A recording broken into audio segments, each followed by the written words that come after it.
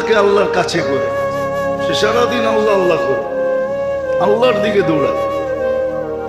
আর কোনো ব্যক্তি বিপদে পড়া আল্লাহর থেকে দূরে সরে, তখন আল্লাহর দিকে অভিযোগের আঙ্গুল উঠায়। হ্যাঁ, আমরা সবাই উঠে, ইস্তেগফার তো পরের কথা, আমরা সবাই উঠে। বিপদে পড়লেই কয় আল্লাহ কি আমারে ছাড়া আর কাউকে চোখে দেখে নাই? এটা কি চারটিখানি ছোট কথা নাকি? অনেক বড় কথা।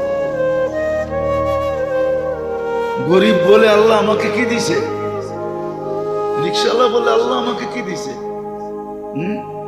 ও দেখে না, ও যে দেহটা দিয়ে রিক্সা চালায়, আর দেহটার ভিতরে যে শক্তিটা দিছে রিক্সা চালানোর মতো।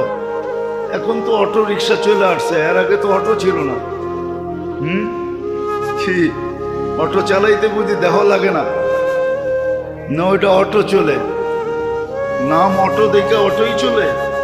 ওটার জন্য দেহর দরকার হয় না? ওটাকে কি ব্রেক দিতে হয় না?